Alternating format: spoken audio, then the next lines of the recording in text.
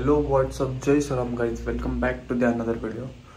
So कालच्या ब्लॉगमध्ये तुम्ही पाहिलंच असेल, आपण त्र्यंबकेश्वरमध्ये पोचलो होतो. हॉटेल स्टे वगैरे घेतलेला.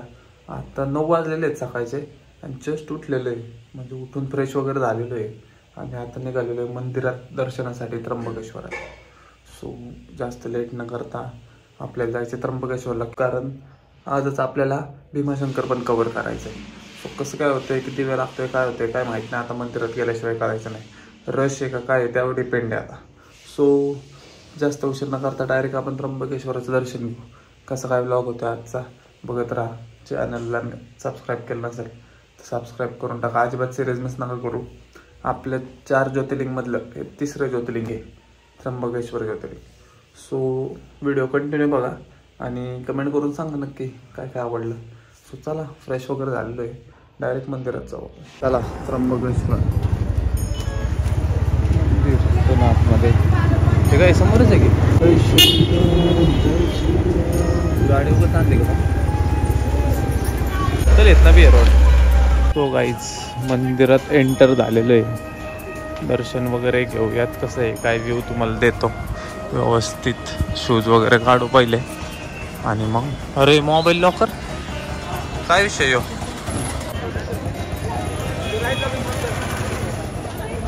तो गाईज चला मंदिरात जाऊया आतमध्ये. चप्पल वगैरे ठेवली आणि आतमध्ये जाऊ. आता रश दिसत नाही वाटतं, आतमध्ये असेल एखाद्या वेळेस.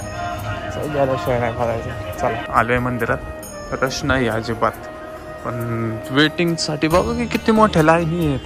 म्हणजे ज्या दिवशी रश असेल ना त्या दिवशी कसली गर्दी असेल इथं. चालायचंच. तो निवांत आज, त्यामुळे काही सीन नाही. नॉर्मलनेच चाललंय. VIP वगैरे तिकीट वगैरे काढून नाही, आपलं नॉर्मल लाईनीत काही सीन नाही. लेटले अर्धा तास लागेल. चला त्र्यंबकेश्वर, जय श्री त्र्यंबकेश्वर.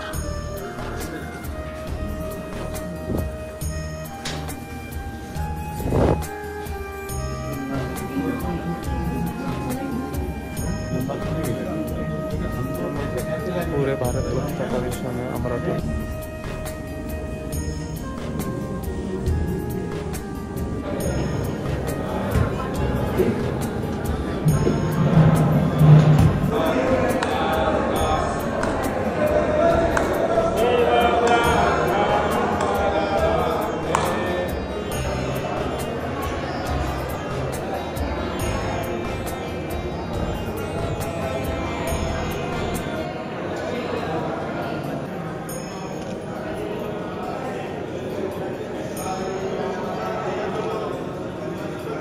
हो गाईच दर्शन झालेलं एकदम व्यवस्थित, एकदम भारी. हा उन्हात आल्यावर बरं वाटतंय रे. एकदम व्यवस्थित दर्शन झालेले. रश नव्हते एवढे, काय नव्हते. 15-20 मिनिटात दर्शन आणि एकदम क्वालिटी. जवळ येऊन डायरेक्ट नाही का.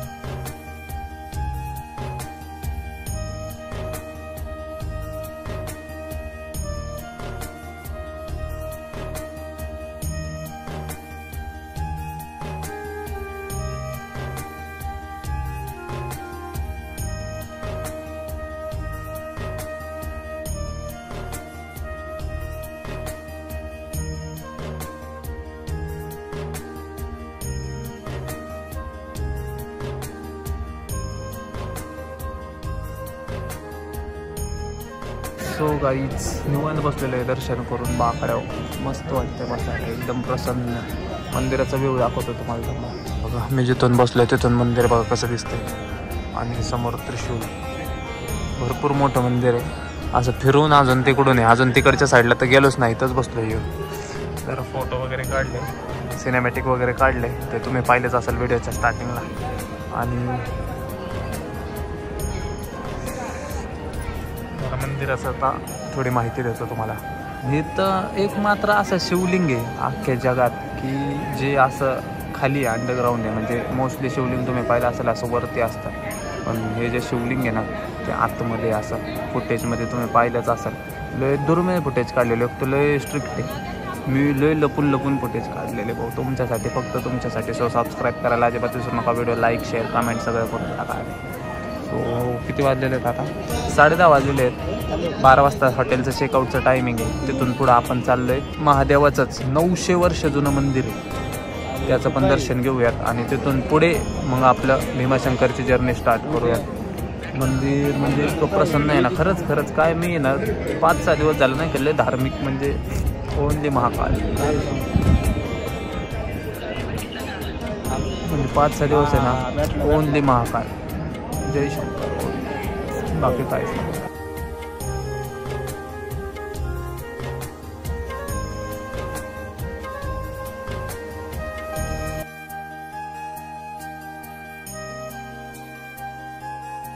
सो गाईज पलीकडची साईड दाखवली नव्हती तुम्हाला. चला आता पलीकडच्या साईडला पण जाऊया.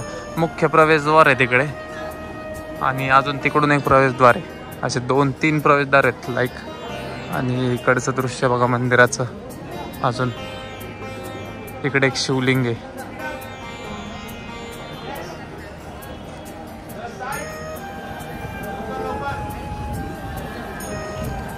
तिकडूनच काढायला लागणार.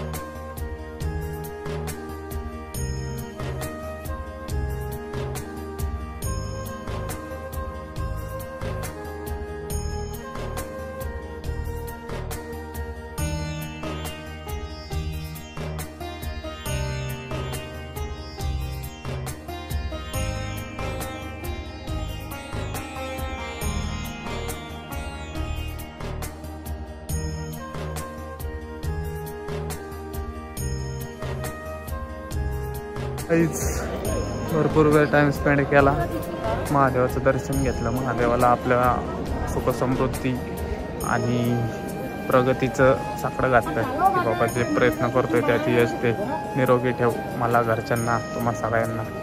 आता आपलं या जर्नीतलं 3rd ज्योतिर्लिंग पण झालेलं आहे म्हणा.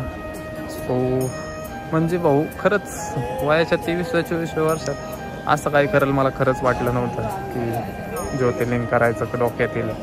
3रं ज्योतिर्लिंग झालं, आता जवळपास 4थं ज्योतिर्लिंगला आपण प्रस्थान करेलच की भीमाशंकर ज्योतिर्लिंग. तिथे पण भरपूर मी जाऊन आलो भीमाशंकरला, पण तरी पण या यात्रेत ते पण होतं, त्यामुळं ते पण कवर करायचं आहे.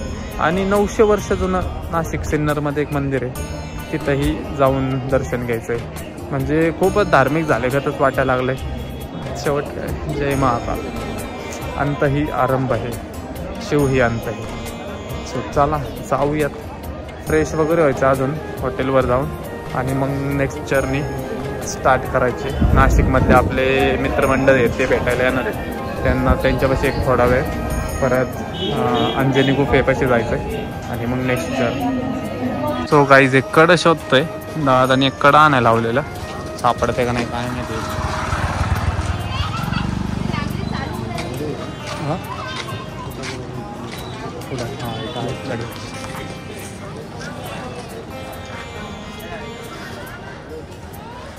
मंदिराचं दर्शन कसं वाटलं, ब्लॉग कसा वाटला तुम्हाला? सीन असं होतो की अशा धार्मिक स्थळी जास्त बोलता येत नाही, दाखवता येतं जास्त. किंवा तुम्ही माझे तोंड रोजच बघताय, मंदिर कधीतरीच बघता, ते दाखवण्यात जास्त फोकस करतो सध्याला तरी. आता आपण हॉटेलवर चाललेलं आहे, फ्रेश वगैरे होतो, थोडंफार खातो आणि मग तिकडला जाऊयात. कॉलेज रोड कोणतं रोड आहे काय माहिती, तिथं आपल्या इथं चिंतक आहेत, त्यांना भेटूयात आणि मग भीमाशंकरच्या दिशेने प्रस्थान करूयात. मग भीमाशंकरला एक स्टे होईल असं वाटतंय. आज आपल्या घरी जायचं नियोजन होतं, पण मला वाटत नाही आता आज आपण घरी जायला म्हणून, एवढं सगळं एका दिवसात होईल. एक स्टे मारू मग भीमाशंकरला, बघू कसं काय होतंय. झालाच टाईम मॅनेज तर मग होऊन जाईल, नाही झाला हां टाईमपासला. हां सर. सो गाईज समोर सह्याद्री बघा, आपली सह्याद्री. इंतरला होते का रे डोंगर तिंगर, एवढे तर दिसतेच नाही. महाराष्ट्र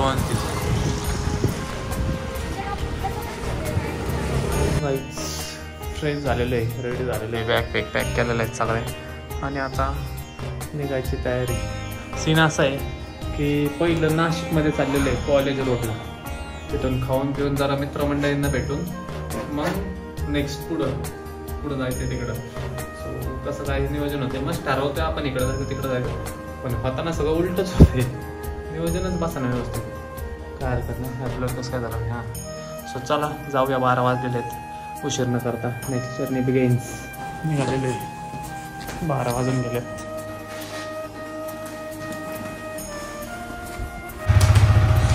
चला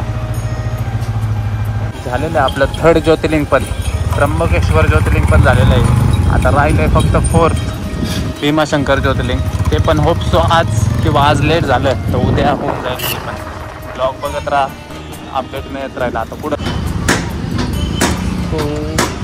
जायच्या आधी सीन ह्याचा असा झाला आहे गाडीचा की ह्याची चेन झालेली आहे लूज, ते चेन टाईट करून घेऊ, नाही तर आपल्याला जाताना प्रॉब्लेम व्हायला नको. चेन रिटर्न यायला लागेल मग 20 किलोमीटर. सो गाइस ये क्या होगा अपनी गाड़ी के साथ यार, जर्नी टफ होत चालली, हळूहळू जर्नी टफ व्हायला लागलेली आता. हां काय आलं, तुटलं होय. हां ते दे आता 1,500 किलोमीटर झाले म्हणल्यावर 300 रुपये जाऊ दे. तो काय इंडिकेटर बी तुटलंय. ते मला वाटतं बॅगेमुळे तुटलं असेल का, बॅग पोचते का तिथवर बसल्यावर काय माहिती. आता कोणीतरी असं करून तोडलं असं.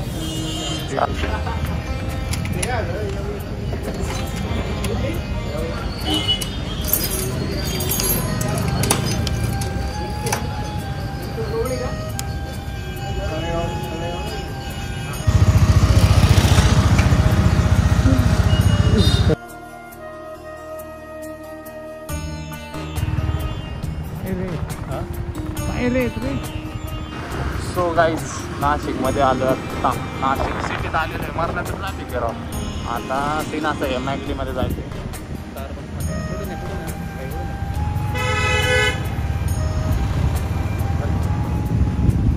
मॅगडीमध्ये चाललं आहे. जरा थांबलेत आपले वाट बघत पब्लिक. वैतागलो राव, खरंच वैतागलो मला इथं.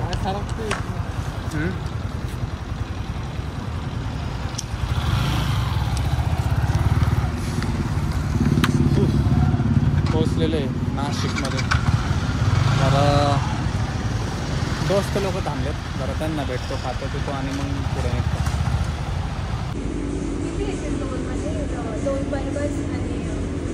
दोन मीडियम फ्राईज येतील, 2 मीडियम कोक आणि 2 बर्गर. अजून 2 फ्राईज आहेत. सो गाईज MCD मध्ये आलेलं आहे मॅकडोनल्ड, जरा बर्गर वगैरे खातो आणि मग पाहिजे. कुठं राहा नाशिकमध्ये. दुसरं काय म्हणली तू, मग नाशिकचा एक स्टे होईल आणि भीमाशंकरचा एक स्टे होईल, मग बस बोंबलं. नवीन काय तर नको का पुढे घ्या आपली पण गाडी.